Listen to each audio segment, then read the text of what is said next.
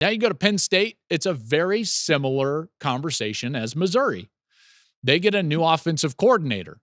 That should pay dividends for them because their offense was not very good and it was far too predictable a year ago. Andy Kotelnicki comes in from Kansas, a guy I've really admired from the outside looking in. He's charged with bringing out the best from what is a really talented class, including their quarterback, Drew Aller. Those backs are incredible. We all know that. They get a nice boost on the offensive side when Tyler Warren, a tight end that could have gone to the draft, decided to stay at Penn State.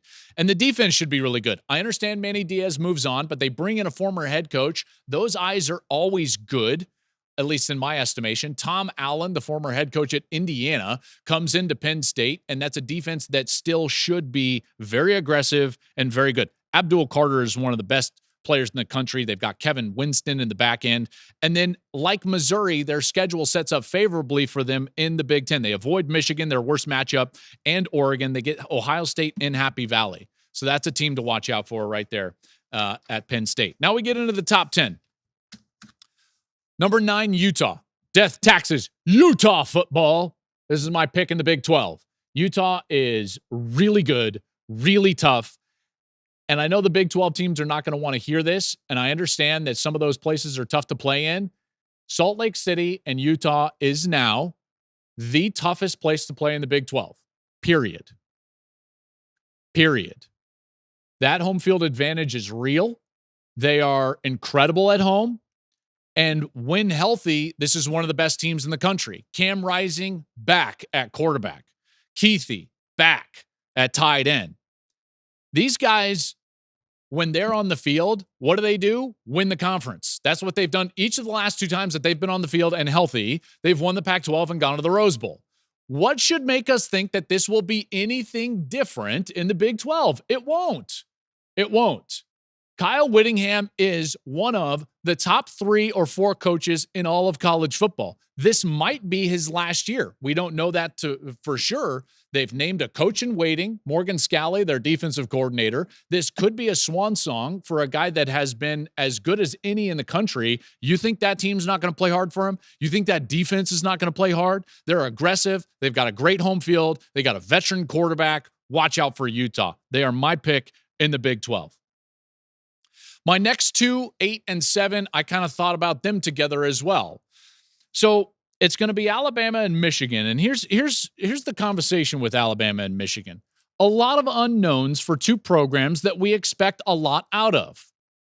Obviously, we expect a lot out of Alabama. They have been on a run under Nick Saban that has been totally unprecedented, and now they're going to change head coaches to a guy that I firmly believe in. Kalen DeBoer will work in Tuscaloosa. This guy is a star. He wins. Please go listen to the conversation from this offseason. I sat down with Kalen DeBoer in Tuscaloosa, and we talked about these issues, these things, his philosophy, what he said to these players, how he's going to try to mix what he brings to the table with a culture that is clearly a premier culture in college football. Go check out that conversation. It was very good. This is a team that has a lot of talent based on the way that they've recruited, but they are changing. They are changing.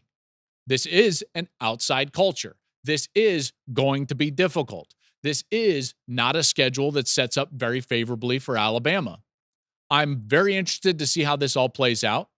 I cannot wait to see Kalen DeBoer with Jalen Milroe. By the way, DeBoer has had dual threat quarterbacks in the past. He had one at Sioux Falls, won a national championship with. It will and can work. There's no doubt.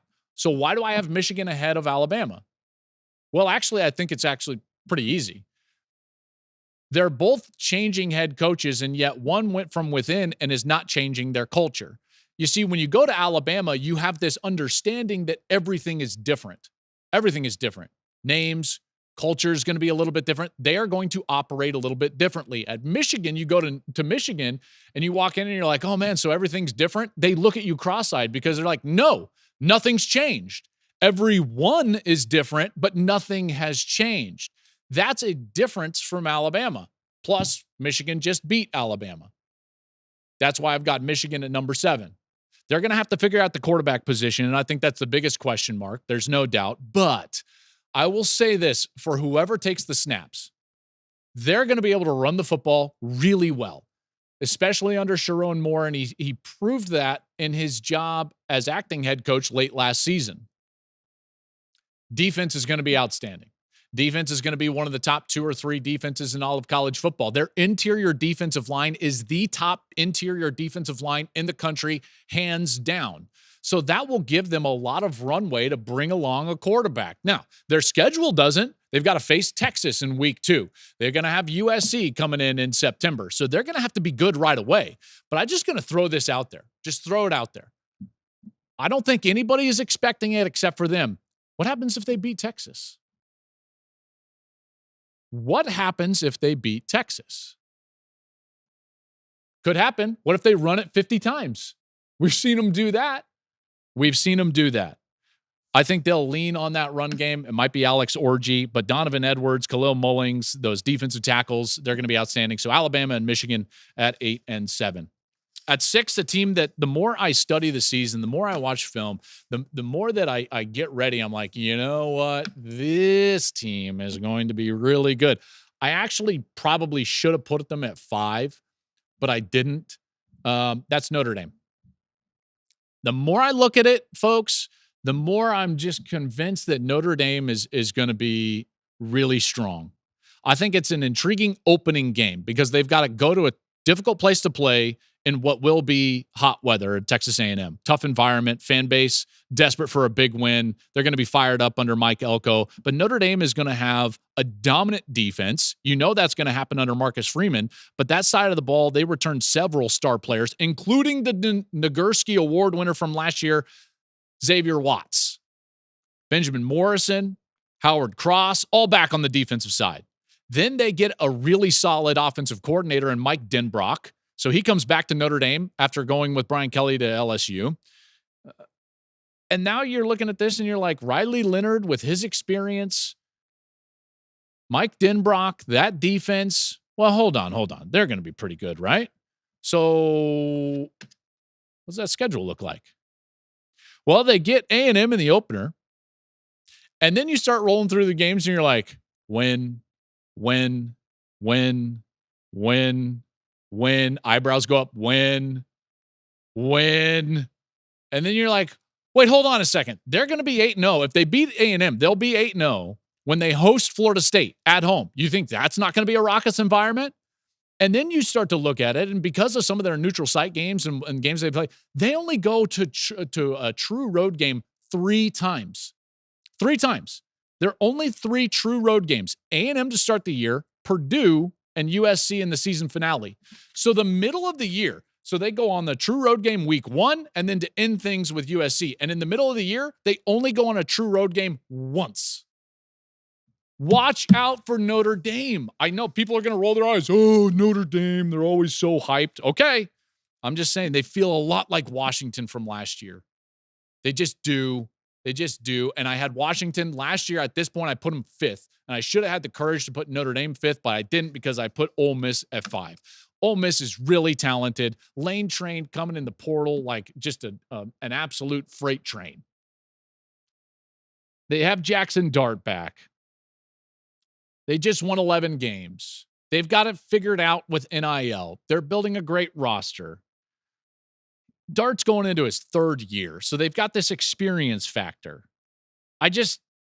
I know that they have to replace Quinshon Judkins, but man, like Ole Miss feels really good. And now they don't have to win the conference. They don't have to beat the best teams in the SEC in order to go.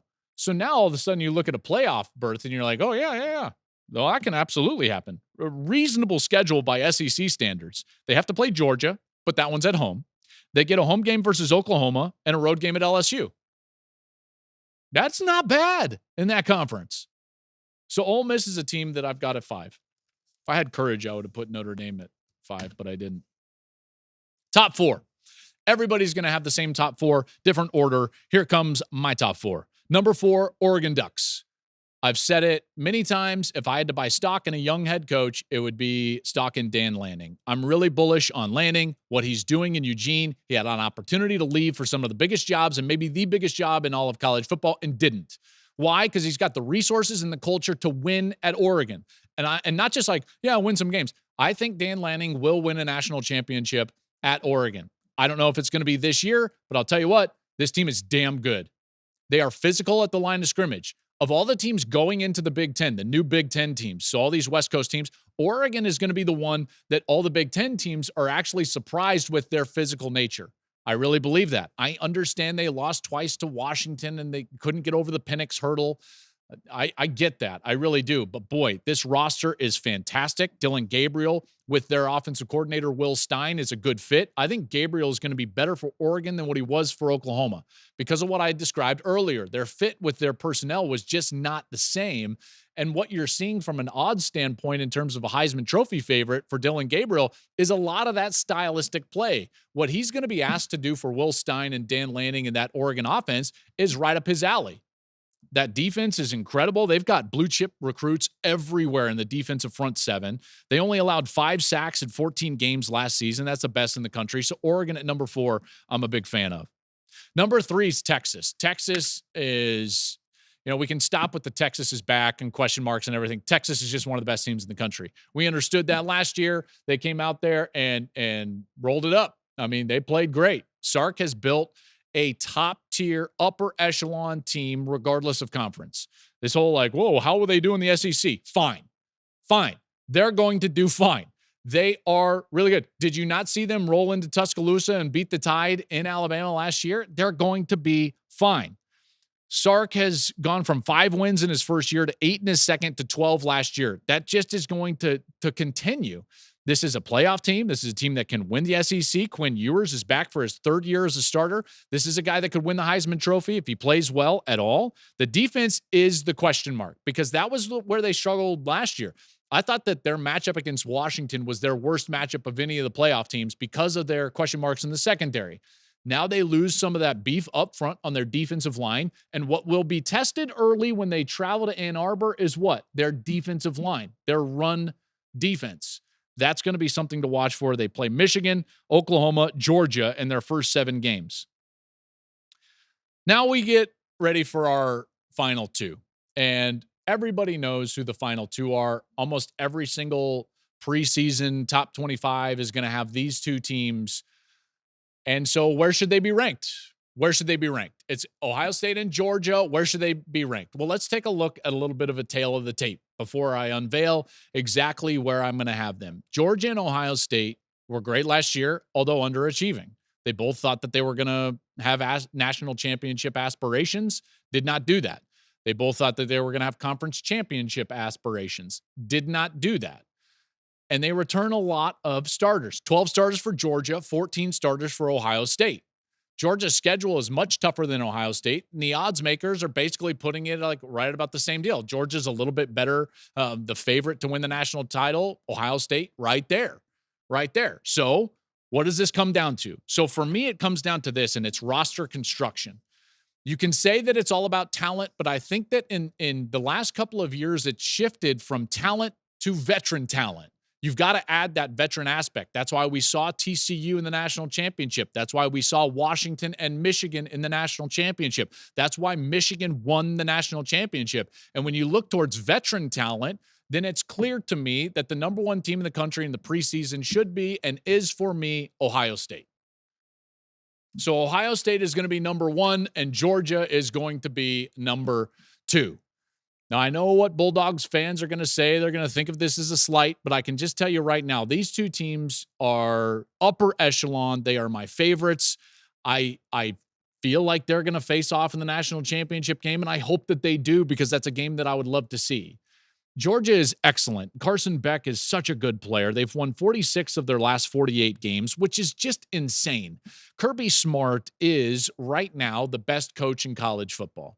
As Nick Saban rides off into the sunset, Kirby Smart is the best coach in college football. They'll have a Heisman caliber quarterback to go with a defense that should be really good, as they are always. Their roster includes 16 former 5-star recruits, 15 of which are on the defensive side. Now, they've got to replace Brock Bowers, and on offense, I think that there are some question marks, but this team is going to be legit. Their schedule does them no favors. Last year, they had one of the weakest schedules in all of the country, and now this year they're going to open against Clemson and Atlanta, and then how's this for a road start? at Alabama, at Texas, at Ole Miss, plus a home game against Tennessee. Those games are not going to be easy. And yet, if there's a team that can roll through there and be fine, it's Georgia. Now, the question will be, can they maintain a record through that schedule that gets them into the SEC championship game? Because I'm sure they're going to want the bye to get healthy and win the conference and be one of the 4 teams that have a bye. But this is absolutely a playoff team. This team could lose 3 games and still go to the playoff. They're not going to lose 3 games, though. And my number 1 team is Ohio State. 5 straight top 5 recruiting classes means that there's no shortage of talent in Columbus. And then they brought in what I describe as the best transfer class in the country because of what they got. Okay, Caleb Downs at safety, Quinshon Judkins at running back, Will Howard, and what they brought back. This is the most important part for Ohio State, is that this feels eerily similar to what Michigan did last offseason, which is all of their important contributors who had a decision to make about the NFL chose to go back to Michigan. Guess what happened in Columbus? Almost every single one of these guys that had a decision to make that wasn't a bona fide top 2 or 3 pick like Marvin Harrison Jr. came back to Ohio State. So they have not just the talent, but the veteran talent. They bring in Chip Kelly to run the offense. That run game is going to be insane with Travion Henderson and Quinshon Judkins. And I think that Ohio State is going to have the best defense in college football. They've got a great front 4. Their linebackers are athletic, and it's the best secondary in all of college football. Not many people are scoring on Ohio State. Not many. The number one thing that I think worries the Ohio State faithful, Michigan. Got to get over that one. And I would just say, for just right here, can you imagine the anxiety in Columbus if Michigan actually beats Texas in September? That would be crazy. Thank you for watching the Joel Klatt Show YouTube channel. And if you liked this clip, make sure to like it and subscribe to the channel, and you can stay up to date on all of my college football coverage.